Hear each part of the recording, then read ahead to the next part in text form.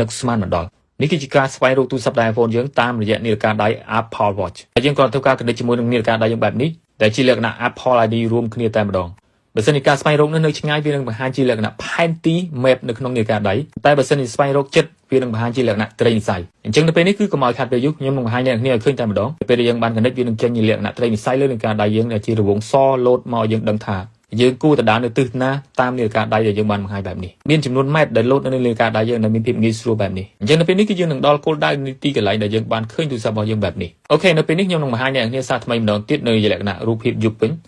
ពេលដែលយើងបាន connect ជាមួយទូរស័ព្ទ iPhone យើងរួចវានឹងចេញជាលក្ខណៈត្រីវិស័យបែបនេះចម្ងាយម៉ែត្រនិងគីឡូម៉ែត្រគឺបង្ហាញនៅទីនេះបើសិនជាអ្នកគ្នាចង់ដើរទៅតាមទិសដែលត្រឹមត្រូវគឺទៅតាមរង្វង់សដែលវារត់បែបនេះអញ្ចឹងគឺយើងអាចស្វែងរកទូរស័ព្ទយើងដោយមានភាពងាយស្រួលតាមអ្វីដែលបានបង្ហាញនៅលើទិសដៅនាឡិកាដៃយើងបែបនេះ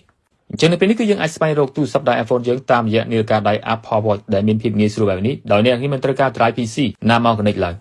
អញ្ចឹងសូមបញ្ជាក់ការស្វែងរកដែលមានភាពងាយស្រួលបែបនេះគឺស្ថិតទៅលើនាឡិកាដៃ Apple Watch របស់យើងដែលមាន GPS នៅក្នុងហ្នឹងដែល connect ជាមួយនឹងនាឡិកាដៃហើយនឹង connect ជាមួយនឹងទូរស័ព្ទដៃយើងរួមគ្នារួមទាំងនាឡិកាដៃនោះអាចប្រើអ៊ីនធឺណិតបានដូចជាទូរស័ព្ទដៃ iPhone យើងអញ្ចឹងទើបយើងអាចស្វែងរកបានដោយមានភាពងាយស្រួលបែបនេះ